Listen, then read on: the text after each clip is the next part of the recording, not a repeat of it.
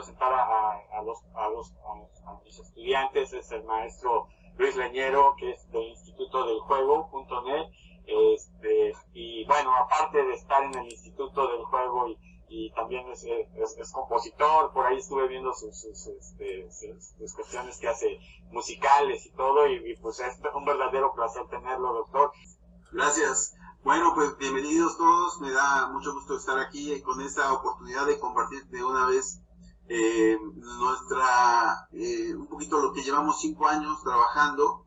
Desde hace 5 años que arrancó esta idea de esta organización que se llama Instituto del Juego.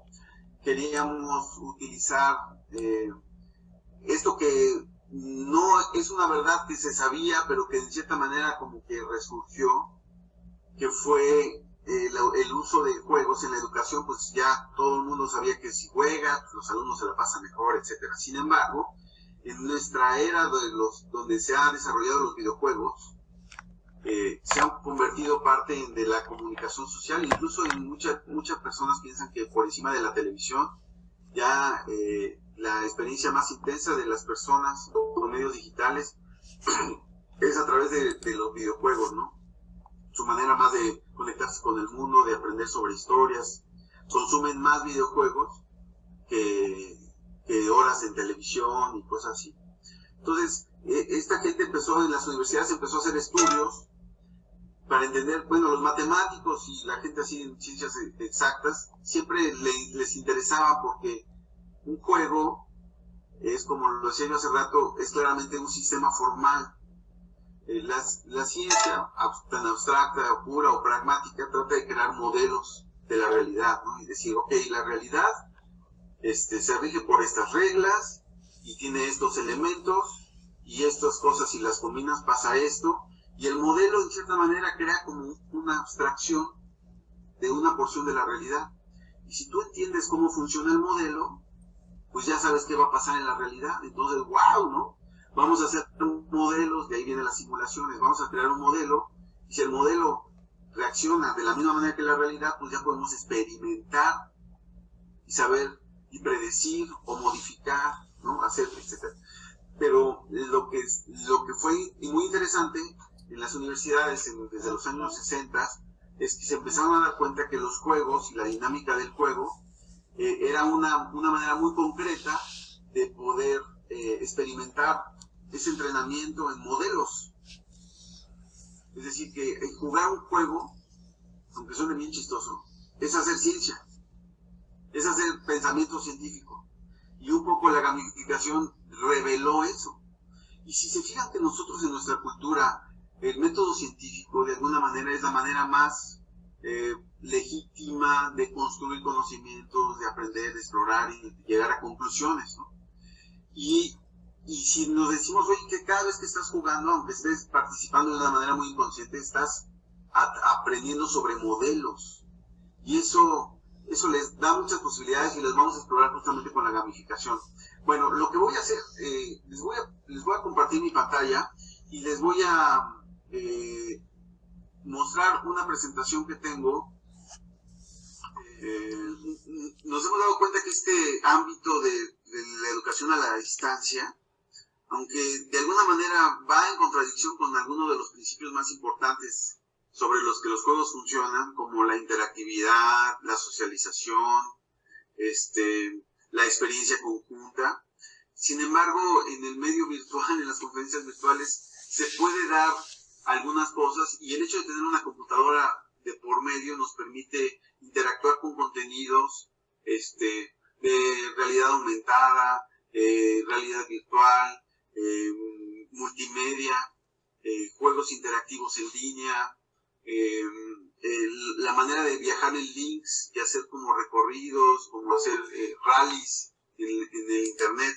Son posibilidades que se han abierto ahora, que antes en las aulas era un poquito más difícil. Por ejemplo, la realidad aumentada, ¿no? Antes requería que pues cada uno de los estudiantes tuviera pues un visor de realidad virtual para que pudiera tener esta sobreimposición ante su imagen. Pero dado que todo está pasando a través de una computadora, hay cosas donde nos estamos dando cuenta que justamente podemos utilizar aplicaciones, y ya que todos los niños van a ver a través de su pantalla, ya no necesitas que tengan visores, entonces se puede utilizar aplicaciones para integrar la realidad aumentada. Entonces también les puedo platicar un poco como qué define la realidad aumentada, la realidad alternativa y bueno, y obviamente la realidad virtual, ¿no? Como algunas estrategias. Entonces, esta charla se llama Los juegos en la educación. De alguna manera no quise poner los videojuegos, pero en muchos sentidos hemos trabajado utilizando esta herramienta de los videojuegos, ¿no? De alguna forma, mucha gente al estar involucrándose con los juegos cada vez se convence más de todo su potencial. En estos 5 años, yo me acuerdo mucho al principio empezar a hablar de ludificación y de gamificación y la gente me ponía caras raras y hacía muecas y así como que qué onda con eso, ¿no? Eso ha marcado un poquito que nosotros vamos cambiando una mentalidad. Como yo doy talleres de videojuegos para niños educativos, o sea, enseño utilizando videojuegos comerciales con un fin educativo. Y yo me he dado cuenta cómo ha ido cambiando la ideología de los padres en las generaciones. Y cada vez está más como aceptado que los videojuegos pueden enseñar cosas. Antes era no. Sin embargo, es una transición cultural también. Y es un proceso de transformación. Y eso hace que cada vez se instaure más esta idea de que el futuro de la educación está en el juego. Y no solo en el futuro, sino el pasado. Y vamos a hablar por qué proviene desde el pasado. En el fondo es una tecnología muy antigua, el juego, por llamarlo así, ¿no? Entonces en esta charla les voy a platicar un poquito de historia, definiciones de qué cosa es lo que hace que un juego es un juego. Vamos a hablar un poco del fenómeno de los videojuegos en la cultura, no solo culturalmente, sino en la experiencia cotidiana de los muchachos y los niños y los adultos, porque también el fenómeno de videojuegos no es un exclusivo de adolescentes encapuchados que están queriendo jugar con su Xbox, ¿no? Encerrados en su casa todo el tiempo jugando Fortnite o Apex Legends, sino que hay adultos, padres de familia, madres de familia, gente de la tercera edad también, que ya están, que consumen, utilizan, aprovechan, llamémosle como quieran, experiencias de juegos y videojuegos, ¿no? De aquí también vamos a sacar la idea de qué estrategias se pueden aplicar en educación para poder aplicar los conceptos de gamificación en una experiencia educativa. Y por último les voy a platicar un poco de mi experiencia en este proyecto concreto. Uno de los proyectos que hemos trabajado en estos años se llama Ludolab. Es un laboratorio de computadoras móviles que son laptops, viajan a las escuelas, se instalan y cada día se enseña algo, se crea una experiencia de aprendizaje utilizando videojuegos. Y platicarles un poquito pues lo que hemos aprendido en ese proceso y compartirlo, ¿no? Y bueno, sin más, en WhatsApp, si en algún momento dado alguno de ustedes quisiera hacer una pregunta, como no voy corriendo con el tiempo, la presentación la puedo ir parando, con todo gusto abran su micrófono y hagan su pregunta. De todas maneras, al cierre, podemos hacer un pequeño espacio para hacer comentarios o dudas. Pero si a alguno de ustedes les salta algo y quisiera que me lo pueden preguntar, y ya sea que lo respondamos en ese momento o lo pongamos en la parte del final, pero para que no se les pase o se les olvide si tienen alguna duda o eso, ¿no? Bueno. Muchas gracias, doctor. Seguimos. Sí, perfecto. Muchas gracias, maestro. Gracias. Entonces, lo que vamos a hacer es que ya lo sabemos. Los juegos sirven para cosas. ¿Qué cosas, de qué manera, qué tanto? No. Sí, en parte, unos estudios hay, otros estudios apuntan a campos más globales.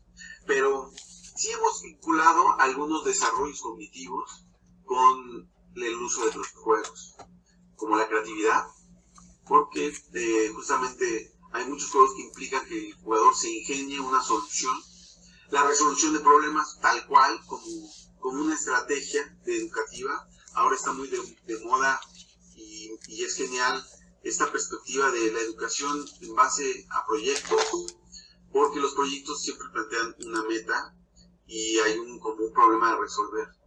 De entrada, por ejemplo, yo les puedo decir que todos los juegos, cuando tú llegas con alguien y quieres jugar, ¿de qué se trata? No, pues vamos a correr y todo. ¿Y cuál es la meta? ¿De qué se trata?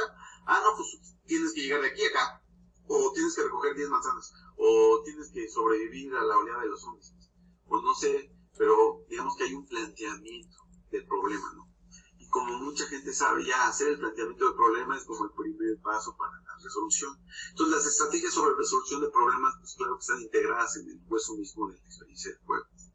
También sabemos que los juegos desarrollan capacidad de organización. Muchos juegos requieren habilidades de clasificación, de acumulación, de desarrollo, que van contando ítems y luego los transforman por otros y mejoran sus armas, o tienen una jerarquización y una organización de las metas en submetas, ¿no? Como que para llegar, bueno, si hay que salvar a la princesa, pero primero tenemos que lograr cruzar el río y después tenemos que enfrentar esta horda de aires salvajes y después nos vamos a dar cuenta que hay un monstruo escondido y después quién sabe qué. Entonces, esa estratificación, que parece muy anecdótica en un juego, es genera en la mente de la gente que juega una estructura de organización, de subdividir una meta en diferentes metas, de plantearse pequeños logros que te pueden llevar como una escalera hasta llegar a la meta general. Que eso es muy importante en la vida. Cuando ustedes tengan deseos de hacer algo y deseen y quieran proponerse una meta, dicen, bueno, estoy aquí, quiero llegar acá. Entonces, bueno, pero para llegar acá, pues puedo subdividirlo, entonces primero estudio esto, luego vengo acá, y luego me pongo acá, y luego y con eso, pum. Entonces, esa capacidad de poder crear un sistema de pasos, ¿no? Es fundamental para la organización de la vida y en la ejecución de cualquier proyecto. También los juegos desarrollan comprensión, porque muchas veces cuando te plantean un juego, tú dices, bueno, ¿y aquí qué onda, no? ¿Tú qué eres o qué? No, pues mira, es que tú eres un alienígena y que llegaste acá y entonces mira, aquí llegó alguien y te dice que tal cosa, pero también tenemos el otro, y esas son razas enemigas, y estamos en guerra, pero ¿de qué se trata? Entonces hay que apropiarse de los recursos, bueno, ¿dónde están? Entonces, ese estado de asimilación de la lógica, las reglas, la dinámica intrínseca, cómo está estructurado el reto, hace un gran esfuerzo de comprensión. De muchos juegos hay que leer muchísimo, hay juegos que no se empiezan a jugar así, que te lo cuento como las traes, de que yo corro, tú, si te toco, tú me persigues y no se vale chile con mi silla, y ya das unas reglas y explicaste cómo se juega. Sin embargo, hay los videojuegos, como son sistemas gracias a la computadora que pueden manejar muchas variables y son complejos, su curva de aprendizaje puede ser compleja. Y eso también ha desarrollado una habilidad extra en los desarrolladores de videojuegos. Se llama el tutorial. A veces es la primera misión, ¿no? Estás jugando ya como la historia, pero te están enseñando a relacionarte con el juego, sus controles, las reglas, qué se puede, qué no se puede, ¿no? Entonces, hay juegos que tienen una curva de aprendizaje muy rápida y juegos que tienen una curva de aprendizaje muy lenta.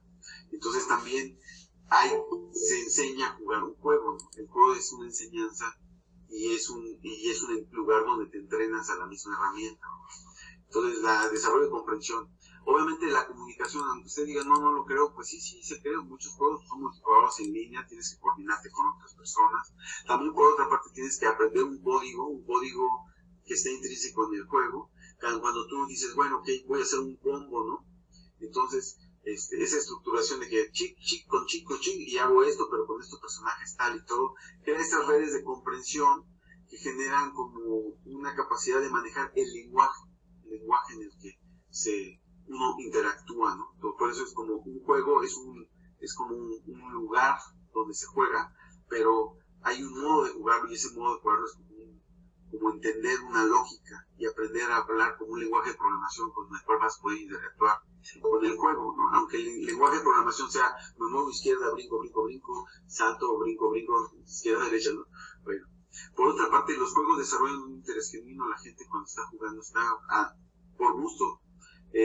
Cuando estás jugando sucede psicológicamente algo. No sé si a ustedes les ha pasado que están ahí en una reunión y de repente alguien canta una canción y pues no sé, por alguna extraña razón se da esa magia donde todo el mundo empieza a cantar y cuando se cantan se miran a los ojos y en ese canto hay una sensación de fraternidad. Bueno, todo eso psicológicamente es muy poderoso para el humano y esas situaciones hacen que uno tenga el corazón abierto, la mirada abierto ¿no? a experimentar y eso. Y eso te permite explorar intereses concretos en las cosas. Y por otra parte, bueno, esto ya es como globalmente. Sabemos que los juegos te pueden preparar para la vida. Misma lección, mismo examen, misma estrategia, misma habilidad, ¿no? Entonces, todo eso ha generado como que también una sensación de trabajo, orden, estructura, mecanicidad en el proceso del aprendizaje, ¿no? Y eso sacado como al juego como, híjole, ¿no? Sí es bueno, pero más o menos, ¿no? Entonces, ¿qué connotaciones tenemos del verbo jugar, ¿no? Esto no es un juego, ¿no? Como que esto es serio, esto es de verdad, ¿no? Pero un juego no lo es. O no juegues conmigo, como que jugar, pues obviamente aparece como una distancia sin responsabilidad o sin, de alguna manera, como que usas a las demás personas o mientes o cosas así. O dicen, no, si solamente están jugando, o sea, ¿cómo que van a estar aprendiendo si nada más están ahí chacoteando, jugando, como que, ¿no? Ay, o alguien que hace algo, no, solo es un juego, como si no tuviera ninguna consecuencia. Y por otro lado dicen, bueno, los juegos solo fomentan la competencia. Aquí vale decir algo. En mi experiencia, los niños les gusta jugar con otros, incluso juegos competitivos, pero lo que más les gusta es jugar con otros, no necesariamente ganar. Si en un juego que están jugando dos siempre gana uno, el que deja de ganar ya como que se aburre, y el que solo gana también se aburre y ya luego ya dejan de jugar. Entonces, eso de ganar no es lo más importante en los videojuegos. Lo más padre es jugar con otras gentes y a veces uno hace muchas concesiones porque pues, que siga el juego, ¿no? También otra connotación es que dicen de juego, esto es un juego de niños, como que es una bobada, ¿no? Y que te puede hacer fácilmente. Entonces hay ciertas connotaciones de la palabra jugar que, aunque alguien coincida con sus valores, como que la palabra les duele, ¿no? O de alguna manera lo sienten como menos, ¿no? Y eso es un proceso que ha ido cambiando en la mentalidad de las personas. Y cada vez más se ve que estas connotaciones han ido pasando. Pero este sistema educativo tan regular, tan automatizado, de alguna manera tan repetitivo, tan maquinario, sí ha tenido de alguna manera un problema. Ha logrado arrinconar, casi expulsar la experiencia del juego dentro de las aulas y a veces ya incluso dentro de las escuelas, ¿no? Todos los juegos son súper organizados, competitivos, ¿no? Como ya hay deportes, ¿no? Y el espacio del juego se ve marginado. Bueno, los juegos, y del potencial de los juegos es que de alguna manera el juego es como una realidad alternativa, ¿no? Plantea una situación diferente a la realidad, un espacio diferente. Esta distancia sobre la realidad tiene un potencial. Y ese potencial lo vamos a explorar un poquito con qué me permite, ¿no? Lo primero que salta aquí es que en nuestra realidad nadie quiere cometer errores. El error es como el demonio en el mundo, porque si cometes un error como papá, pues te lo vas a escuchar y ya te va a salir traumado el hijo. Si cometes un error como chofer, pues igual atropellas y ya matas un cristiano. Si cometes un error como maestro, pues todo el mundo aprende mal o ni aprende. Si cometes un error como, no sé, presidente, pues ya todo el país se va a la goma. Es decir, el error es algo que cruz, no lo quiero, aléjenlo de mí, etc. Y el juego, quizás por esta distancia a la realidad, se puede dar el lujo de permitir que el error sea un factor clave en ese proceso. Es decir, si logramos encontrar un espacio donde la gente se puede equivocar y no le caiga un piano en la cabeza, no se muere alguien en el quirófano, etc. Te mueres tú porque te aventaste la lava en Minecraft y bueno, pero pues, revives, ¿no? Y otra vez puedes volver a jugar.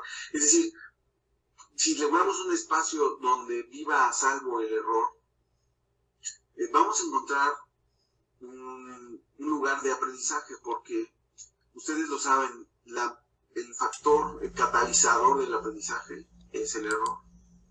Cuando intentas algo y no funciona, esa retroalimentación junto con el intento que hiciste genera un aprendizaje inmediato.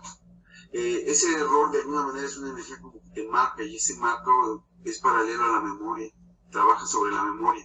Entonces eso, generalmente cuando tu peor error en tu examen es el que más fácil vas a poder aprender si es manejado correctamente desde el aspecto pedagógico.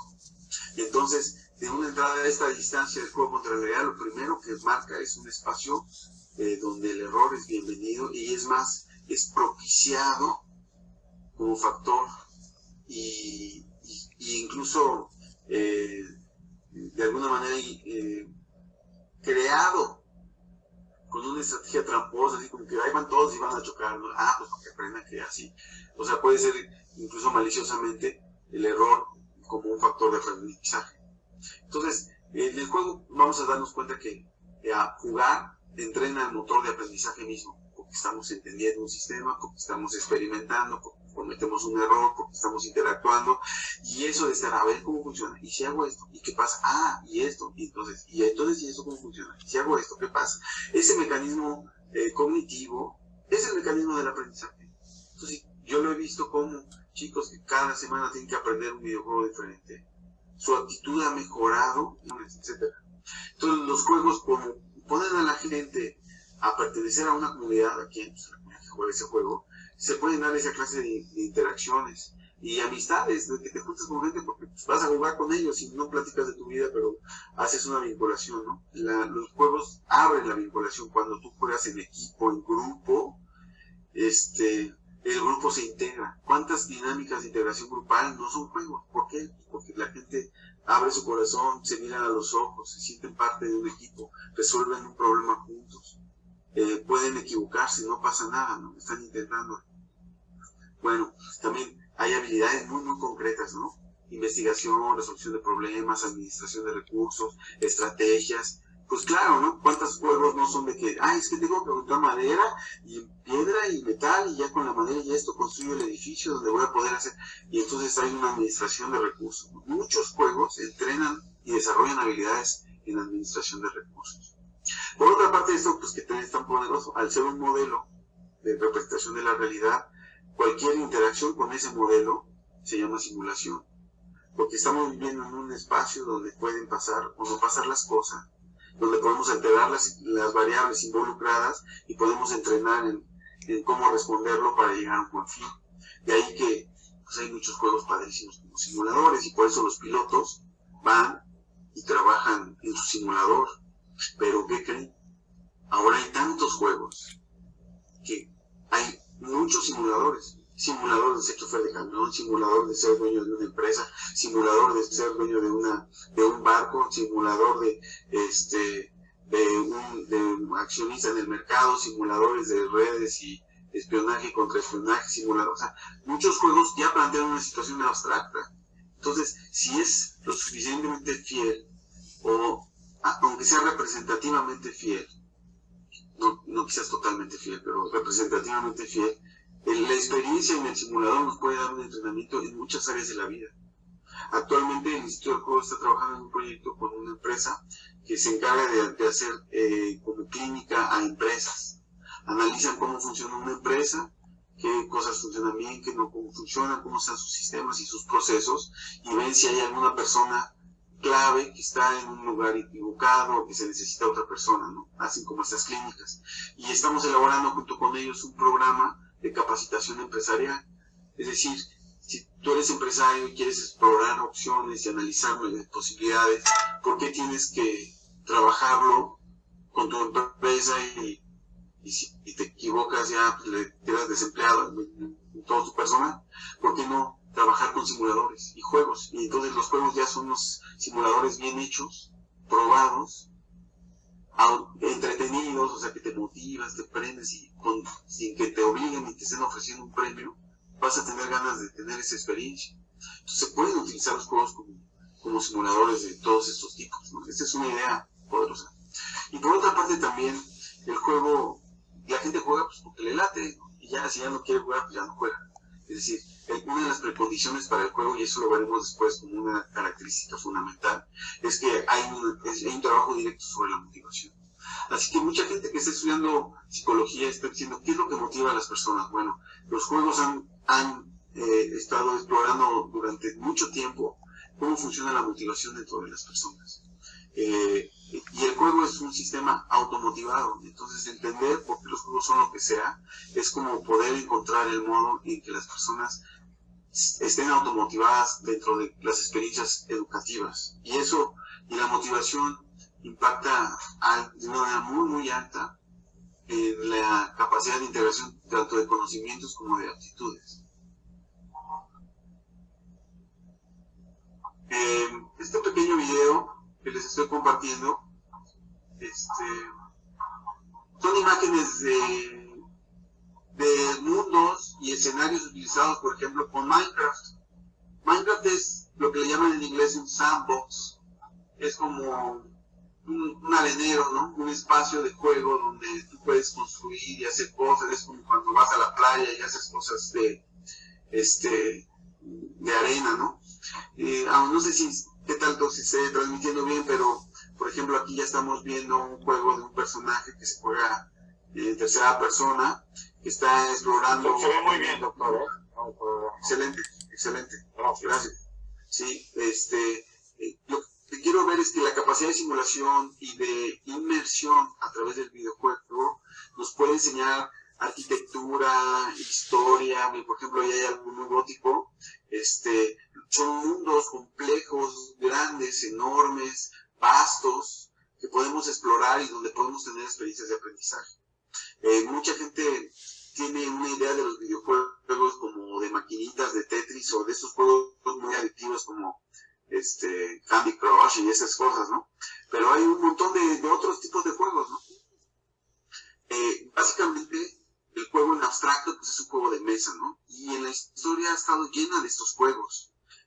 Todas las culturas, la experiencia del juego ha sido de alguna manera paralela a la experiencia cultural, integrada a la experiencia religiosa, vinculada a las experiencias sociales, o de que el domingo los viejos se juntan a tirar el juego y los niños se hacen amigos y están explorando y unos se vuelven buenos y se hacen torneos y se hacen competencias, o se descansa, se juega al azar. ¿Por qué el azar está tan integrado a los juegos y todos los elementos históricos, ¿no? Si se fijan, esto es medieval y es un poco como de la oca, ¿no? Pero hay dados en todas las culturas y muy, muy antiguos. Los juegos de suerte, de las monedas, los juegos adivinatorios, los juegos simbólicos, estaban en muchas culturas.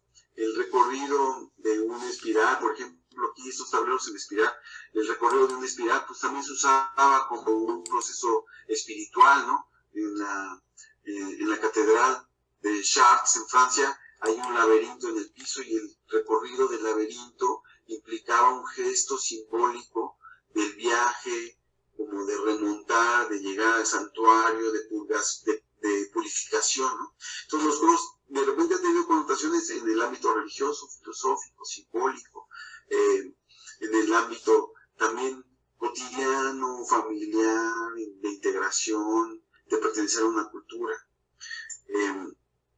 Por ejemplo, este juego que tengo aquí, esta imagen, me encanta porque es un juego que se conocía, es un juego que fue popular durante unos 4000 años nada más. Fue el juego más popular en Eurasia. Este juego se descubrió, los arqueólogos lo tenían, pero no tenían ni idea cómo se jugaba. Y durante muchos, muchos años, pues la gente se hacía lucubraciones, cómo sería, y se imaginaba cosas, ¿no?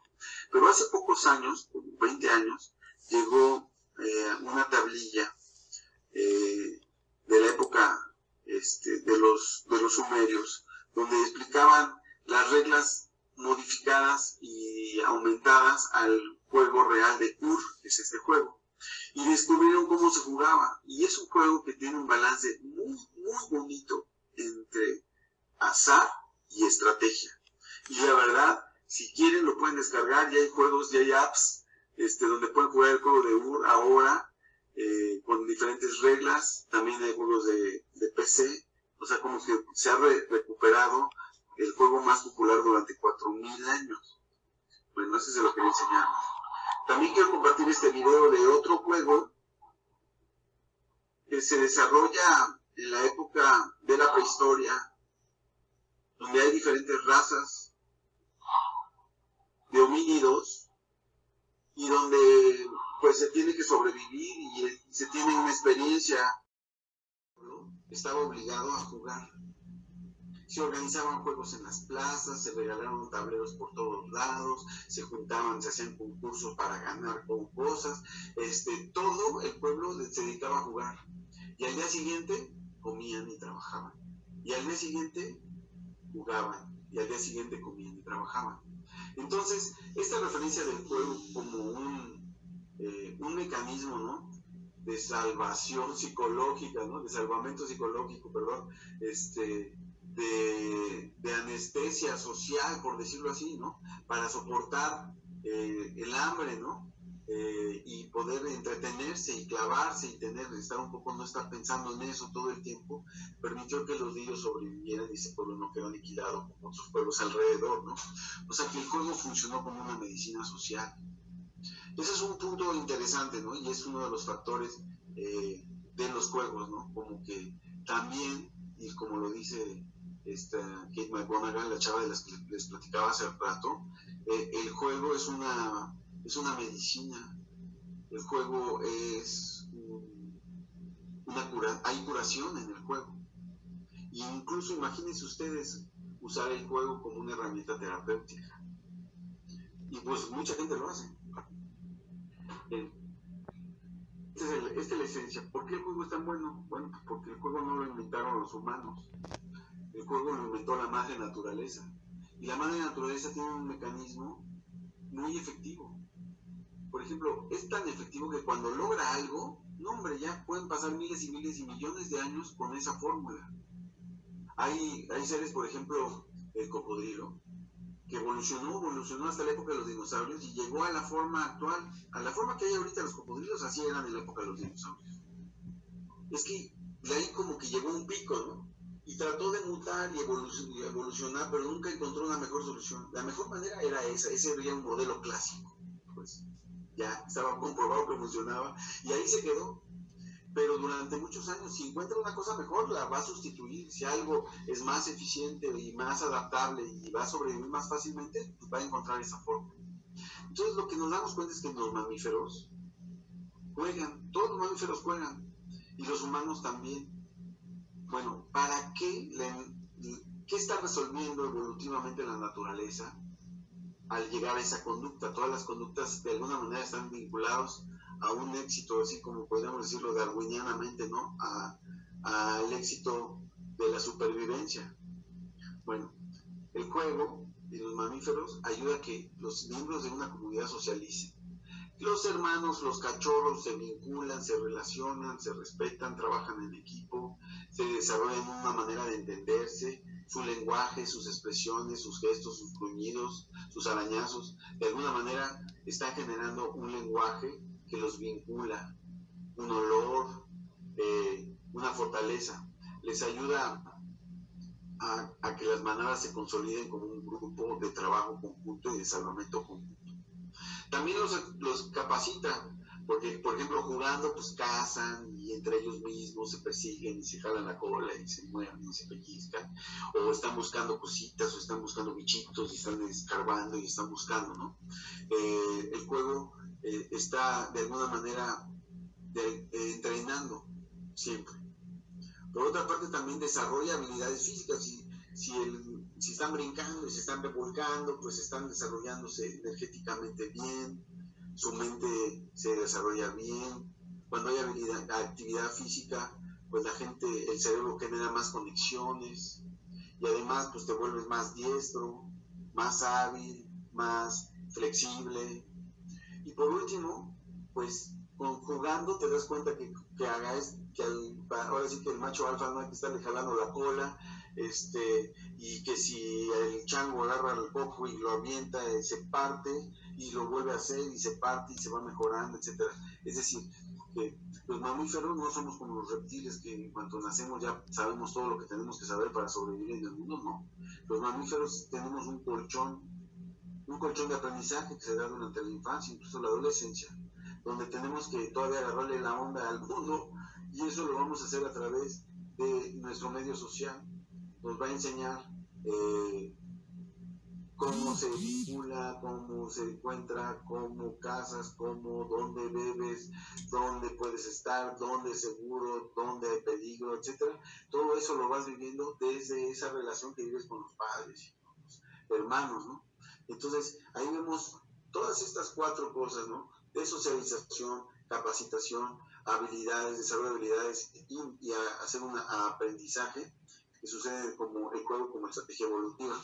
Y aquí pues no me aguanté las ganas de ponerles unos cachorritos porque pues aquí no les gusta ver a los animales jugando, como que hay una cosa que les conecta con ellos, entonces, ay, sí, porque todos de alguna manera somos mamíferos y esa conexión, ese vínculo, eso es esencial para nosotros, nos conforma como seres sociales, humanos, que vivimos con otras personas en el clan, en la tribu, en la manada, en la familia.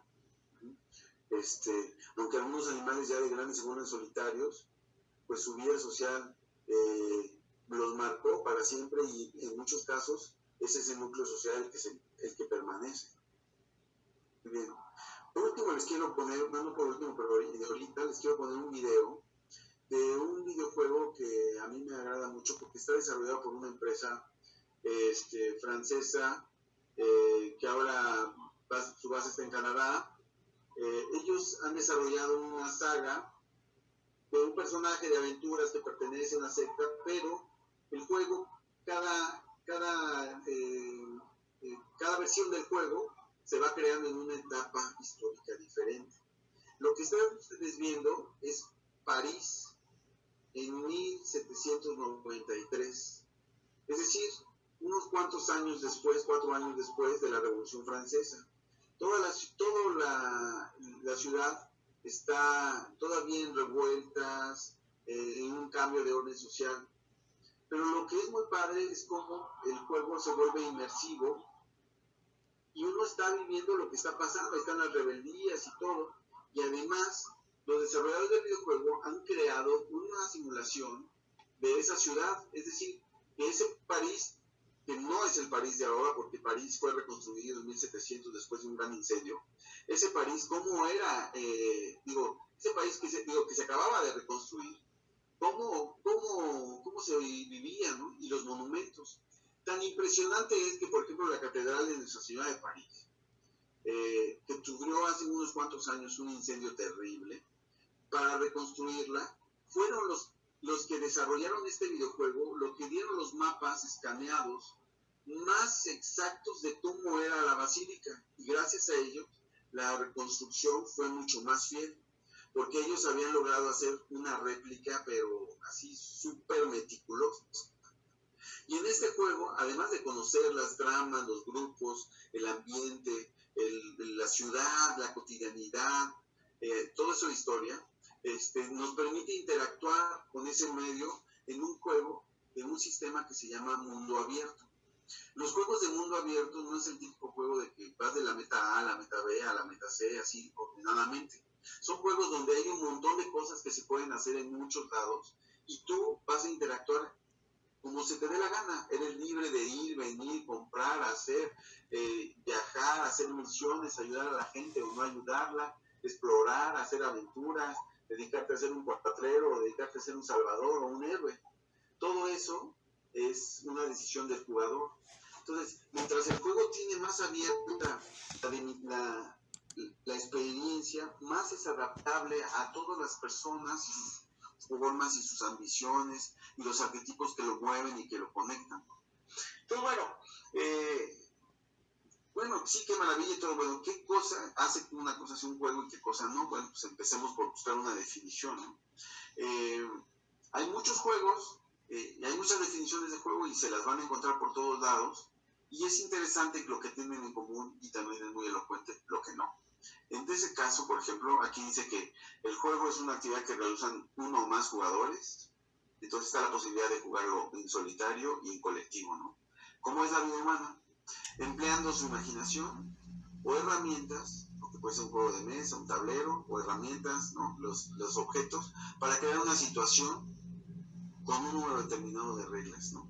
Es esta situación como que fuera de la realidad, donde no pasa nada, como es esta situación abstracta, ¿no? Ficticia, por decirlo así, con el fin de proporcionar entretenimiento o diversión.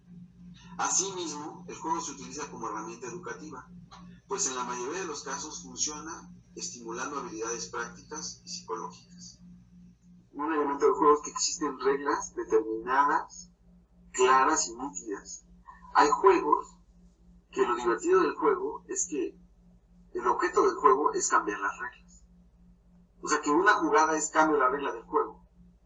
Es decir, que parte del sistema del juego son las reglas mismas. Y, por ejemplo, quizás ustedes conocen el juego, dicen que es el juego más complejo del mundo, que se llama Magic, que es un juego de cartas. Y sí, muchas cartas lo que hacen es que cambian las reglas del juego. Otro elemento del juego muy importante es que existe un sistema de recompensas. Hablo de un sistema porque no solo es que si llegas a la meta te voy a regalar un chocolate, o si terminas la actividad vas a tener un 10. Esa es como una meta última. Sin embargo, en el proceso, en los niveles y en los diferentes pasos, tiene que existir un sistema de recompensas que puede ser acumulativo, constructivo, modificable, personalizable. Es decir, por ejemplo, una recompensa puede ser elementos que te sirvan para el mismo juego. Otro sistema de recompensa, por ejemplo, puede ser el sistema de insignias, porque lo usan, por ejemplo, los scouts. Así que si tú hiciste una acción que era muy valiente, pues obtienes la insignia del valor. Si haces una acción que requería mucha paciencia, pues obtienes la insignia, así, ¿no? Las insignias también funcionan como un sistema de recompensas. Otro factor importantísimo para que un juego sea un juego es que existe un sistema de retroalimentación. Si tú estás jugando y no sabes cuánto te falta para llegar, pues puede ser muy angustioso y puede ser que lo dejes en los últimos minutos a puntito, si no lo veías claro. El sistema de retroalimentación más simple pues es como el score, ¿no? Sabes cuántos puntos llevas. O el mapa, donde te dicen qué parte del mapa estás. O tu vida, 3 corazoncitos, chin, ya nada más tengo uno prendido, significa que ya me estoy muriendo. O mi energía, o etcétera. El juego tiene que estar informando gradualmente de todas las variables involucradas en él para que el jugador sepa en qué parte del proceso está. Es muy importante ubicar a la gente en el proceso. Como pedagogos, ustedes tienen que integrar que cada vez que hagan una actividad educativa, tienen que pensar poniendo claramente cuál es la meta a la que quieren llegar con esa actividad. Y obviamente los estudiantes tienen que saber en qué parte del proceso está, conforme la meta está clarificada desde un inicio. Eso es un elemento fundamental del aprendizaje y se ve en los juegos como un sistema de retroalimentación, puede ser el score, el marcador, X o Y cosa. Y otro de los elementos indispensables que no podemos sustituir, que no podemos evitar, es que haya participación voluntaria. O sea, fuerza no se puede jugar. Entonces, ¿qué tenemos que hacer si no podemos obligarlos? Porque si los obligas ya no funciona el mecanismo del juego, está lacerado, ¿no? Tenemos que aprender sobre motivación. Cómo motivar a las personas a que hagan algo. Cómo los involucras para que hagan un esfuerzo. Porque, por ejemplo, en los juegos del laboratorio, pues, los chicos están resolviendo problemas, están pensando, como digo, se están quemando las pestañas 2 horas. Pero a veces pues ya se cansan y se hartan. Bueno, en el 95% de los casos, los que ya se hartaron es porque no entienden algo de cómo funciona el sistema. Y en otros es porque están atrapados en un error y no encontraron la solución. A veces el acompañamiento educativo pedagógico es simplemente ayudarles a entender cómo es el sistema. O por ejemplo el típico de la pregunta, maestro, ya no puedo, ya no sé qué hacer. Bueno, ¿qué intentaste? Pues ya intenté esto, y esto. Ah, muy bien. Y pues como que qué cosa no has intentado, ¿no? No, pues no he intentado regresar, bueno, pues inténtalo, ¿no?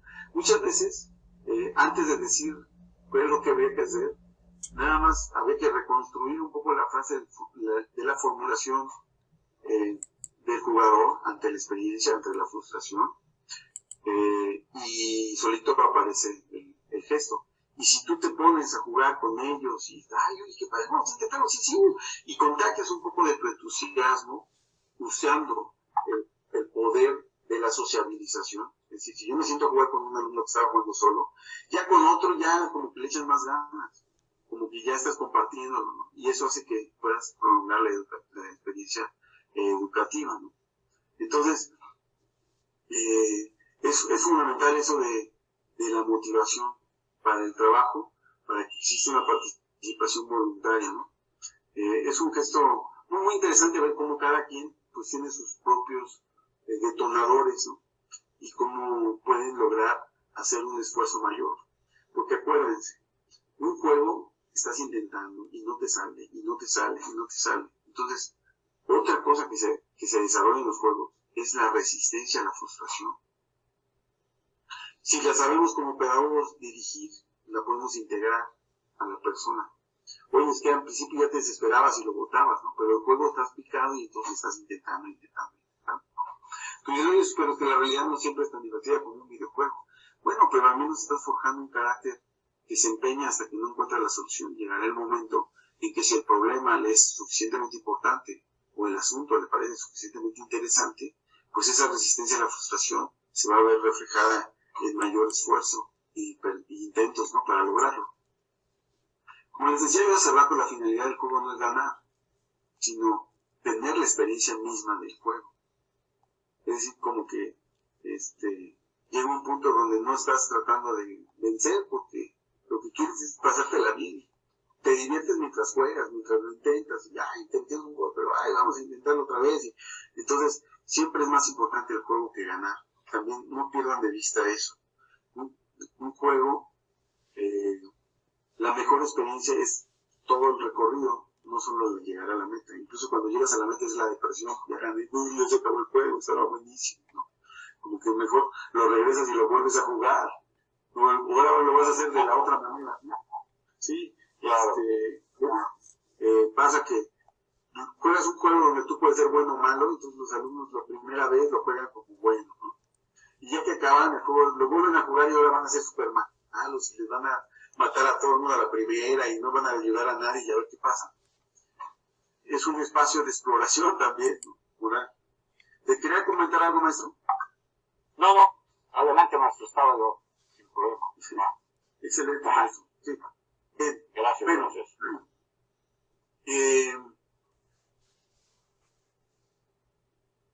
En el juego hay muchas subactividades, ¿no? Una de ellas es que cuando a veces tú empiezas el juego y tienes que descubrir a dónde tienes que llegar. Y ese proceso de descubrimiento, o sea, sabes que hay que llegar a una meta, hay que salvar, pero ese proceso de descubrimiento habla de un proceso de investigación. Cuando empieza a veces el juego, pues no sabes qué se vale o qué no se vale, ¿no? No sabes si tocar la lava te mata o no, o si los monitos con el punto rojo entre los dos ojos son buena onda o son mala onda, ¿no? Pero te va generando, vas creando, vas descubriendo sobre el sistema y lo vas declarando, ¿no? En el juego se encuentran modos como para cooperar, cuando unos chicos juegan Dungeons and Dragons, ¿no? Por ejemplo, cada uno tiene sus habilidades, uno es más curioso, otro es más intempestivo, uno será más fuerte, etc. Entonces el juego, un buen juego va a permitir que cada quien se acomode en esa tarea conjunta, dependiendo un poco de cómo es, ¿no? Y por otra parte también, cuando tú pones a un equipo a jugar un juego, esa meta en común podría ser un peligro, algo que tienen que remontar, algo que tienen que resolver. Y entonces en ese caso, podemos entender que el juego nos permite vivir una suerte conjunta con otras personas. Y eso en muchos casos es factor de cohesión grupal o social. El juego lo construye. Una escritora decía, el juego es un trabajo fuerte que elegimos. Está padre porque hay esfuerzo, hay trabajo, o sea, algo se está construyendo, pero está el valor de que tú lo eliges. gente cree que lo contrario del juego es el trabajo. No, pues nada más están jugando, pónganse a trabajar, órale, ¿no? Bueno, estas son tus horas de trabajo y ya si quieres jugar, pues cuando termines de trabajar podrás jugar, etcétera. Pero también hay una idea que es diferente y es esta, que lo contrario del juego no es el trabajo, que lo contrario del juego es la depresión. ¿Por qué? La depresión, la gente pues no tiene ganas de hacer las cosas, no hay esa fuerza, no hay esa motivación a hacerla. El juego, como ya lo vimos, es automotivado, el juego mismo genera, la produce, las ganas de que lo hagas, de que intentes, de que trates, de que llegar, de que lo logres, de que vences, etc. En la depresión no se siente que tenga sentido hacer las cosas. ¿Por qué? Sin embargo, en el juego, pues la meta, o ganar, o lograrlo, o probarte, o en menos de 5, etc. El reto mismo del juego es la motivación a hacerlo. En la depresión, la gente no cree que puede. Yo no puedo, yo no valgo, yo no lo lograré, yo no soy capaz, etc. Y en el juego, el hecho mismo de intentarlo es como una aseveración sobre tu propia capacidad para hacer las cosas. Es, sí puedo, ¿no? Y ya casi, me falta un poquito, pero hay una construcción de esa seguridad en uno mismo que termina como en eso de, yes, lo logré, ¿no? Como el punto del epic win, como dicen, del momento en que ganas y claro, y hay una sensación de empoderamiento de tus recursos, de tu habilidad, sí lo logré, ¿no? Ya sé cómo hacerlo, ¿no? Esta experiencia de ya lo logré, ¿no? Entonces, a mí me parece que ante este planteamiento de juego contra depresión, pensar en qué momento sacamos al juego de las escuelas resultó en que las convertimos en espacios deprimidos. En la medida de que integremos el juego en la educación, estaremos atacando un estado de depresión académica o depresión para el sentido de la vida. Ahora, como a los adultos se les está costando tanto trabajo, muchos jóvenes y muchachos ven y dicen, no, pues yo así no quiero ser adulto, no, para nada, o sea, como que no hay tanto, antes yo quisiera ser grande, quisiera hacer cosas y cuando sea grande voy a ser arquitecto, doctor o lo que sea. Ahora como que ya los chicos ni siquiera tienen esa intención, lo que quieren es pasársela bien, así, como que estar solo en el juego. ¿Cómo logramos que esa experiencia del juego invada la actividad educativa, recupere, la reconquiste, ¿no? Esta autora habla del éxodo masivo, que es, ¿qué onda con los que están jugando, no? En el fenómeno de los videojuegos hay 1.775 millones de personas que juegan más de 13 horas a la semana. Imagínense ustedes, 13 horas a la semana es como jugar 2 horas diarias y el domingo una, ¿no? 2 horas diarias. Imagínense que tomaran clases de inglés 2 horas diarias, de lunes a sábado y el domingo 1 hora de práctica. ¿A dónde? ¿Qué nivel de inglés llegarían ustedes con esas horas? Rapidito se vuelven ahí buenazos. Es un montón de horas y son 1.775 millones de personas. Oye, hay una cantidad de energía puesta en esas actividades. ¿Cómo no poder tratar de aprovecharlo de alguna manera? Y también entender por qué la gente quiere estar jugando tanto tiempo. ¿Qué encuentran en el juego? ¿O qué están curando? ¿O qué están aprendiendo? Ya habiendo explicado todas estas funciones intrínsecas al juego, de una curación social, de un desarrollo de habilidades, de un modo de vincularse. Entonces, si están jugando tantas horas es porque están obteniendo algo que se está necesitando. ¿Qué es? ¿No?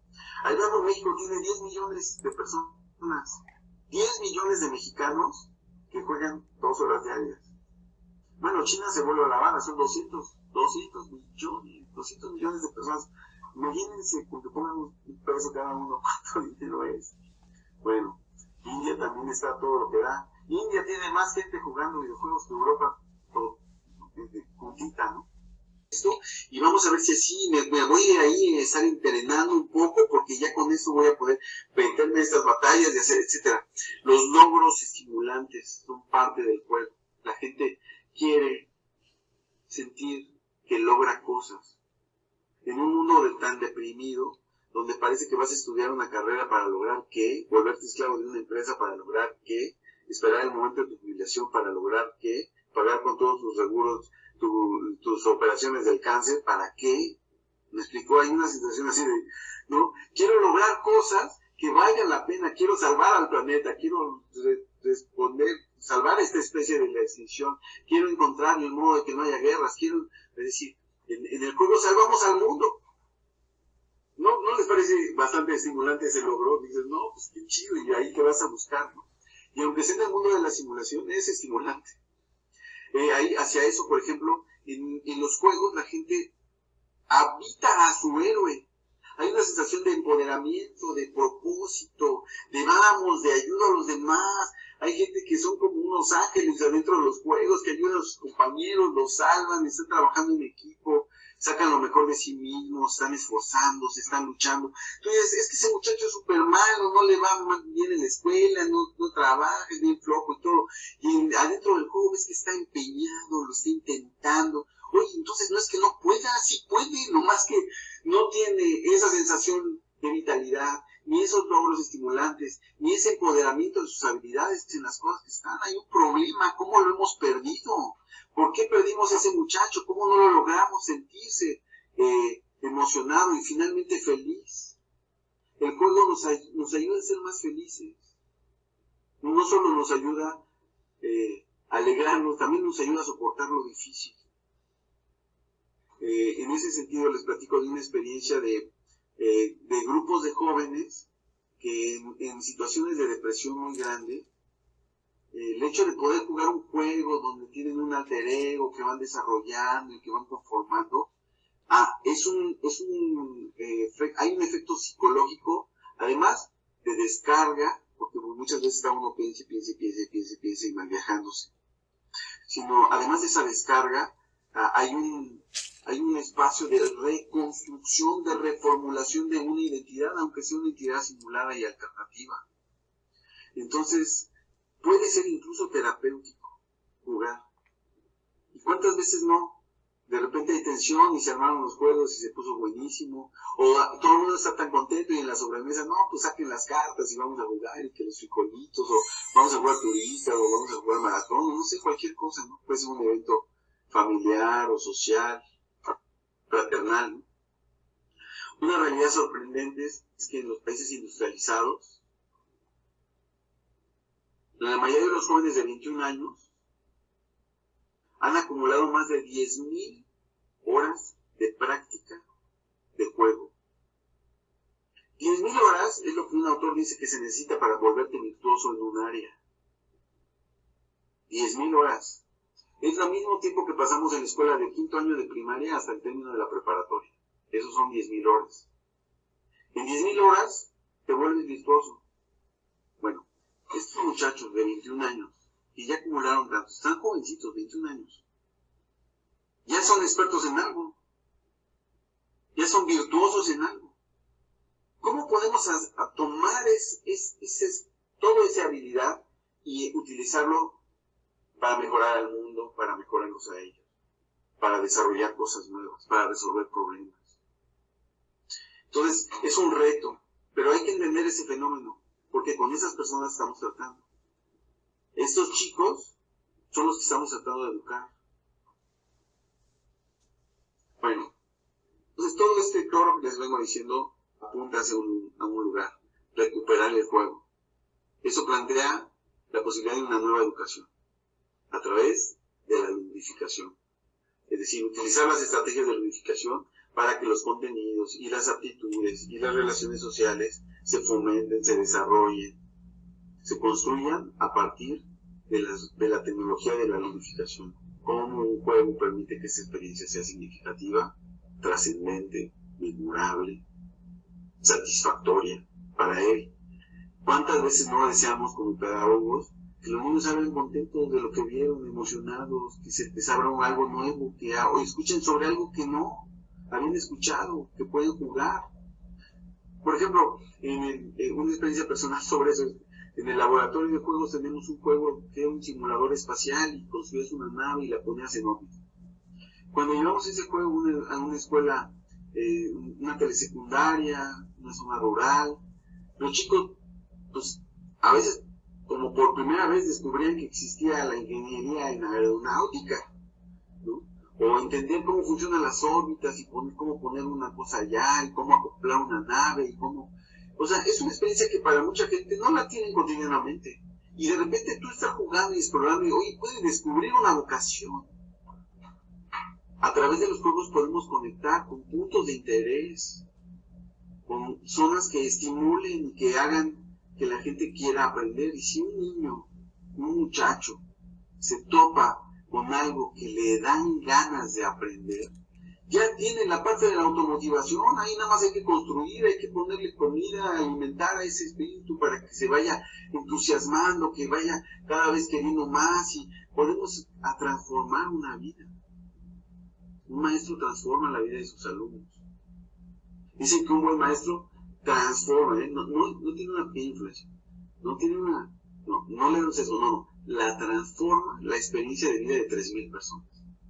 3,000 personas, una sola persona. No conozco trabajo más trascendente, porque vas al hueso de la vida de las personas, conectarlos con lo que sienten que valen, con lo que les interesa, con su vocación, con su llamado. Y si el juego puede lograr eso, oye, pues, ¿qué más? Qué maravilla, ¿no? Bueno, por ahí les voy a platicar sobre este estudio, ya voy casi llegando al final. Es un estudio muy interesante porque tomaron un conjunto de 300 alumnos, les midieron, les pesaron el cerebro, sabieron cuánta materia gris tenían, así en gramos. En el estudio le hicieron un escáner y dijeron, bueno, la materia gris de este cuate está en tanto valor, ¿no? Tanto mal. Y después dejaron pasar 6 meses y les volvieron a hacer el estudio a todos los estudiantes. Y entonces dijeron, a ver, este estudiante tenía 5 y luego ya llegó a 7, ¿no? Y este tenía 2 y se llegó a 1. Bueno, entonces tomaron a todos los que les aumentó la materia gris y los juntaron y les hicieron una encuesta y dijeron, oye, ¿qué hiciste en estos 6 meses? Platícame, ¿no? ¿A qué te dedicaste? ¿Qué usaste? ¿O qué pasó? Y entonces, pues cada quien empezó a platicar, no, pues yo me dediqué a esto, yo hice mucho de esto, y poco de esto, y de esto. Entonces, toda la gente que aumentó su materia gris, le preguntaron eso, y las actividades las clasificaron en 5 tipos de actividades. Y se los quiero platicar. Muchas de las actividades que hicieron que se desarrollara la materia gris fueron actividades donde había algo novedoso, había cambio y movilidad, sucedían cosas inesperadas, no eran siempre iguales. Hoy veían una cosa y al día siguiente pasaban a algo, ahora le metían algo nuevo, etc. La novedad aumenta la materia gris. Otras de las actividades que podemos ver en esa lista es que eran retadoras, tenían en común eso. Había como una aspiración que querías buscar, lograr, alcanzar. Había métodos, te decías, oye, ¿podrás lograrlo? Híjole, y llega esto, y había un reto, ¿no? ¿Será que puedas? ¿Será que puedas correr 10 kilómetros? ¿Será que puedas leer un libro completo? ¿Será que puedas terminar esto? ¿Será que puedes terminar este videojuego? ¿Será que puedas hacer esto? Construir este proyecto. Entonces, novedad, y eran retadoras. Otra de las actividades que lograron que la gente desarrollara su materia gris es que requirieran de pensamiento creativo, que la gente tuviera que ingeniárselas para que se resolvieran. Que no era nada más ven y haz 25 sentadillas, ¿no? Sino que búscale cómo hacerlo, encuentra un modo, hazlo, crea, fabrica algo, construye, ingéniatelas para construir ahí con tu cerámica una cosa. No te salió, pues invéntalo otra vez, ¿no? Implica creatividad. Ay, si le hago así, le hago acá. Otra característica general de muchas actividades que desarrollaron la materia gris fue que tuvieran la posibilidad de un modo difícil. Es decir, que existieran diferentes estrategias para llegar a la misma meta. Porque, y eso ustedes si han dado clases se van a dar cuenta, que hay niños que llegan a las soluciones correctas por un camino rarísimo. Se subieron, fueron, regresaron por las ramas, bajaron y todo. Bueno, ese espacios, actividades que se permitan hacer de diferentes modos, genera un espacio de desarrollo de materia gris.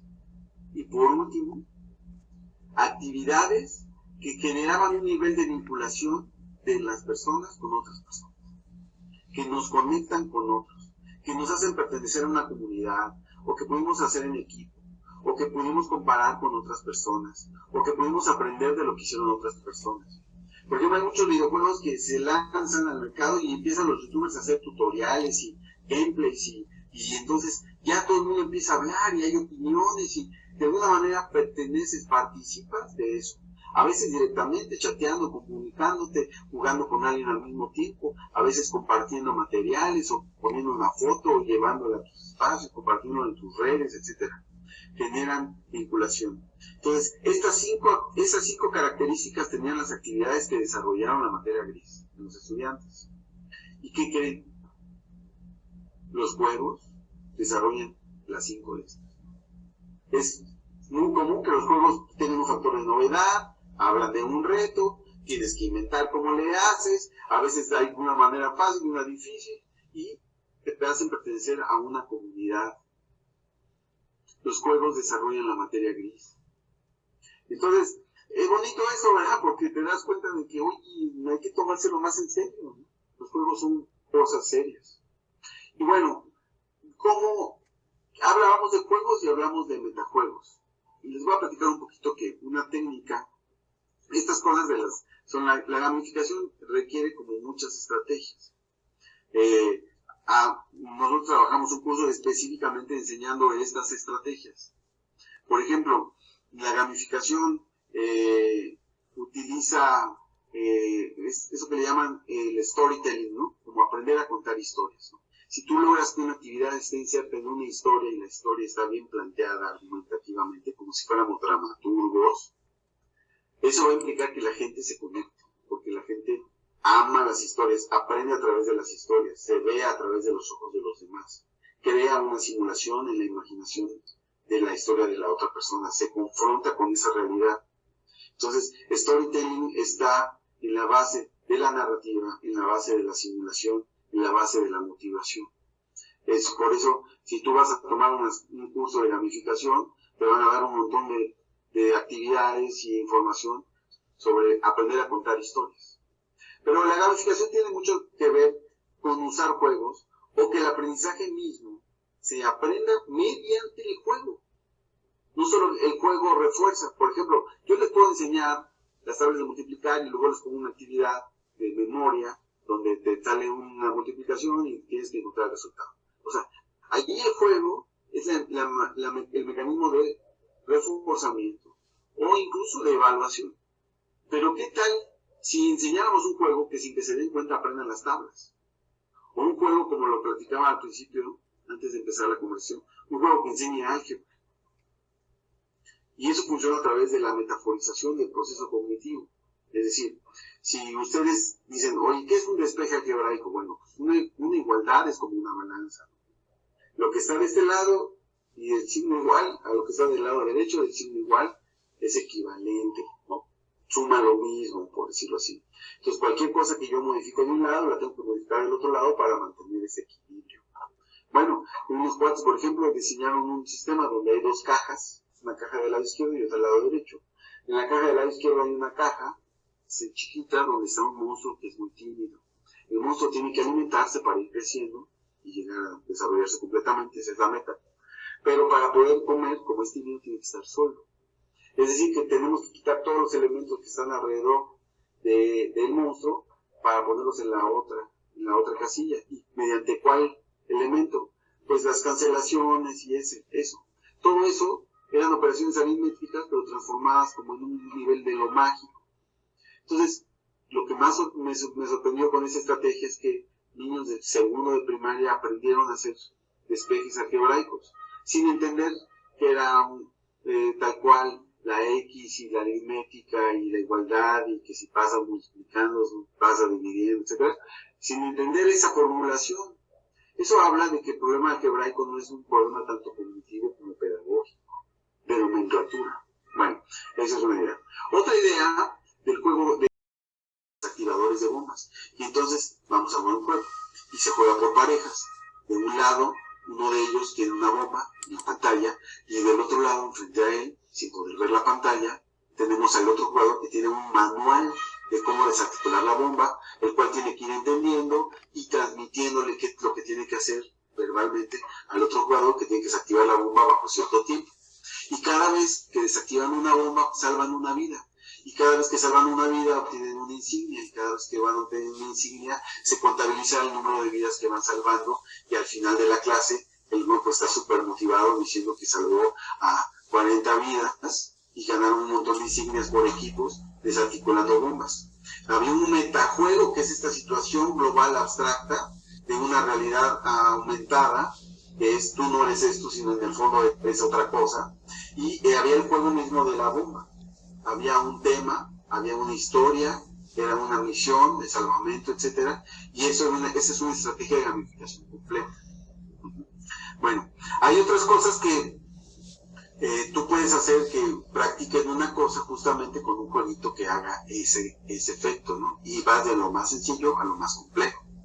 Otras estrategias son los cuartos de escape o los que les llaman breakouts, que tú puedes juntar a la gente encerrada en un lugar y tienen media hora para escapar.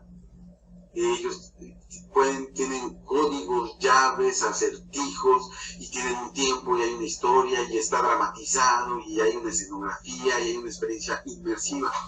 Excelentes para enseñar cosas, pero son tan excelentes y tan buenos que hay gente que los hace comercialmente como así como una atracción, ¿no? De que entras a una casa y cada 20 minutos arranca un cuarto de escape, ¿no? Muchas veces también la mejor manera de utilizar el juego como una herramienta de construcción es crear un entorno donde los alumnos creen el propio juego. Entonces, van a inventar un juego, y entonces el hecho de inventar un juego, pues hay planeación, desarrollo de historias, redacción, programación, o corte, o dibujo. O sea, los proyectos de construcción de un juego son una forma de gamificación. El utilizar insignias, el utilizar juegos de rol donde tú formas un personaje que desarrolla sus habilidades, ese personaje se enfrenta al mundo y trabajas en equipo como Dungeons & Dragons, son estrategias de gamificación. El trabajo de aprendizaje basado en proyectos, como ya se los dije hace rato, pues está muy integrado a las experiencias de gamificación. Porque en sí un juego es un aprendizaje basado en proyectos. Y obviamente los juegos muchas veces se aprende porque estás imitando, porque te estás entusiasmando, porque todos están participando, porque está chistoso ver al maestro dando brincos ahí. Entonces eso genera un espacio de aprendizaje también. Bueno, estos son algunos de las perspectivas sobre esto. Lo último que les quiero enseñar es un video de un poco las actividades que hemos hecho nosotros en este proyecto que se llama Ludolab, que es este laboratorio de videojuegos para trabajar en las escuelas. Hay una misión pedagógica donde el conocimiento no es exactamente información, sino salud, sino tener experiencias de aprendizaje, ¿no? Entonces, esto que van a ver ustedes son algunos de los extractos de los videojuegos que utilizamos. Por ejemplo, este es uno de una ciudad, donde los chicos construyen sus calles, deciden cuáles son sus zonas habitacionales, resuelven problemas de tráfico, administran los impuestos y administran todas las variables que involucran la vida en comunidad. Aquí tenemos que la luz, que el agua, que la basura, etcétera, y ellos es una práctica en administración, es una práctica en hablar de urbanismo, y también puedes hablar lo que es vivir en comunidad. Obviamente un juego usado mucho ya para la educación es Minecraft, y aquí pueden ver algunas experiencias. Aquí los chicos juegan Minecraft, ponemos un servidor común, todos entran desde una computadora y pues podemos aprender cosas de historia, podemos enseñarles programación, les podemos enseñar robótica, les podemos enseñar a trabajar en equipo. Aquí, por ejemplo, en Minecraft les damos unos pequeños robots a los niños que ellos programan y van creando un robot que en vez de que lo hagan ellos, lo hace todas funciones, crea una carretera, se programa con un lenguaje que se llama Lua, que es un lenguaje de programación que está integrado. Aquí está el juego que yo les platicaba sobre cómo enseñar álgebra de manera automática sin darte cuenta. Los muñequitos eran números y poco a poco se cancelan unos, dejan al monstruo solo, ya come el monstruo, y poco a poco todas las expresiones matemáticas van siendo sustituidas y se van mostrando tal cual en el lenguaje matemático con variables y todo. Es un proceso gradual de integración y puede ser muy interesante para los chicos poder entrar a esos espacios. Esto es un simulador de física y química. Aquí hicieron un investigador, aquí estaban aniquilando a los dinosaurios, están modificando los elementos reaccionan, y es un espacio de experimentación, es como un lugar para hacer experimentos raros, química, física, biológicos, hasta se pueden desarrollar especies y cosas así. Este es un programa que usamos muy bonito, que es para hacer puentes. En este juego los niños aprenden como sobre los vectores, aprenden sobre un proceso de construcción, cómo se distribuyen las cargas, y van haciendo sus creaciones y lo experimentan, ven si los carritos alcanzan a pasar o no, y luego ya empiezan a hacer cosas más locochonas, como hacer una rampa y empezar a explorar y hacer travesuras y empezar a hacer juegos y se apoderan de la herramienta.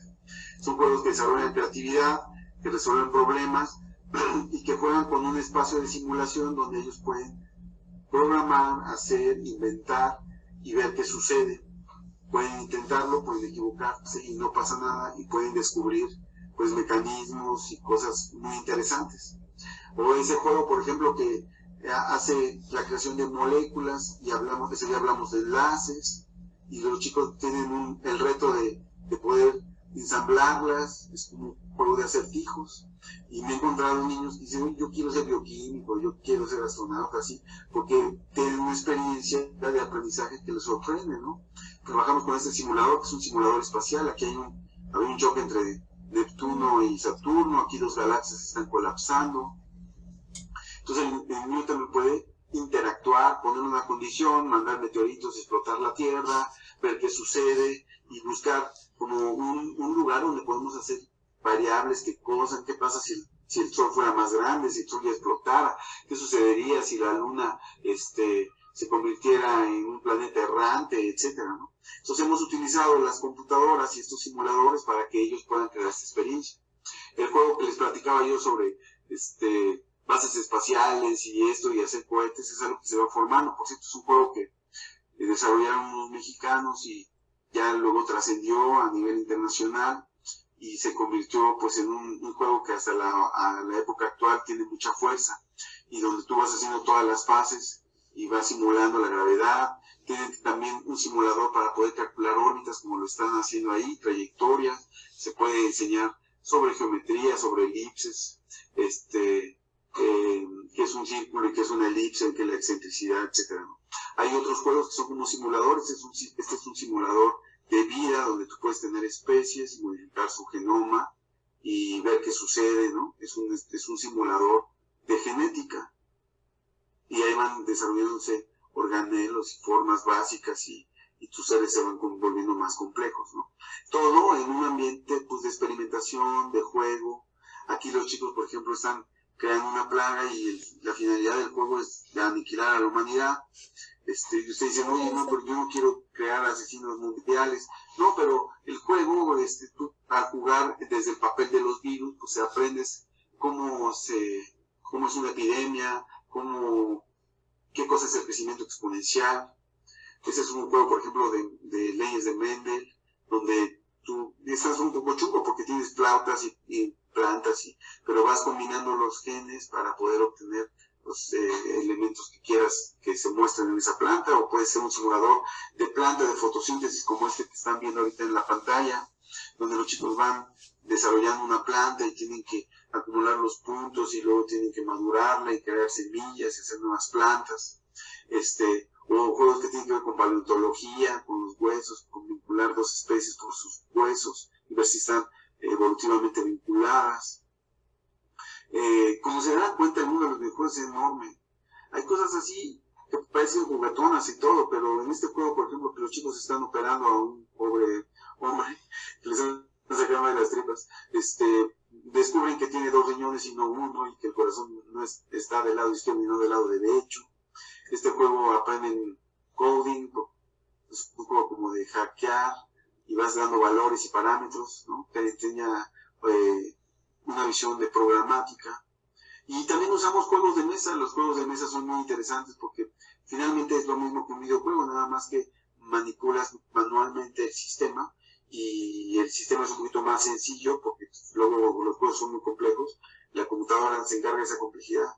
Pero hay una nueva generación de juegos de mesa que son súper interesantes. Este juego que se llama Colonos de Catán, que es un juego que básicamente desarrolla habilidad de manejo de recursos, pero hay un corolario muy interesante, porque en el juego, si truequeas, es más fácil obtener cosas que si las compras al banco, ¿no? Cosa que en la vida real también es cierta. Entonces, el hecho es de utilizar juegos para poder enseñar cosas. Juegos que se transformen, que como este juego, cada vez que se juega, se crea un tablero de juegos diferente. Es más, parte intrínseca del juego es la creación del tablero mismo. Eso fomenta la adaptabilidad, la búsqueda de diferentes herramientas, estimulantes de curiosidad, de cosas que pueden suceder, ¿no? Hemos incorporado algunos juegos de electrónica que permiten hacer como así circuitos, como es en este caso, que se unen, no hay que soldar nada, se unen con imancitos, y es muy fácil jugar, hacer estos recursos.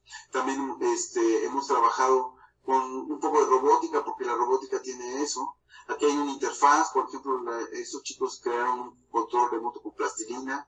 Lo pintó con lápiz en una hoja de papel. Y sus controles remotos son unas baldes de agua. Este es un piano hecho con plátanos. Y aquí la foto se la toma el gato cuando toma leche.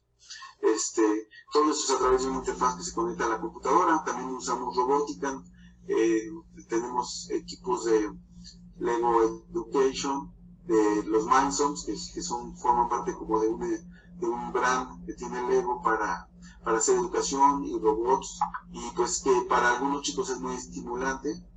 Es una buena manera de introducir el pensamiento sistemático y científico, aunque para mí yo les recomiendo más la astronomía que la robótica, aunque mucha gente piensa que la robótica es mejor. Yo creo que la astronomía es una disciplina más tentadora para acercarse, pero ambas funcionan súper bien y la hemos estado experimentando y hemos logrado que sea parte integral de nuestro programa. También hay programas de carácter social, de tomar decisiones, dirigir una comunidad, sus consejeros, situaciones complejas, experimentos, estás tratando de llevar una comunidad espacial a la prosperidad. Y entonces está esta cosa de siempre las historias, siempre los espacios, los simuladores. Este es un simulador de gobierno de una nación donde uno tiene que resolver problemáticas, pero por sobre todo tienes que gobernar para todos. Esos corolarios y estos sistemas se pueden utilizar en la administración pública, en la comprensión del entramaje social, qué es el Producto Interno Bruto, cómo se generan los impuestos, qué estimula más a una economía, otras cosas. Y ahí encontramos en los estudiantes que algunos se ven estimulados, que algunos se descubren vocaciones, que algunos descubren que tienen una capacidad especial para la organización, otros para la administración de recursos, otros para la invención de soluciones, otros para las metas, para la estrategia, para las batallas, para conquistar. A algunos les gusta más la naturaleza, a otros les gusta más la historia. Hay simuladores históricos, se puede hablar y enseñar historia utilizando videojuegos. Simplemente pues hay que integrar la herramienta, y como profesores pues, necesitamos aprender también, ¿no? Y eso implica a veces una resistencia. ¿Cuántas veces los maestros, que somos los que queremos enseñar a aprender, nos cuesta trabajo aprender algo nuevo?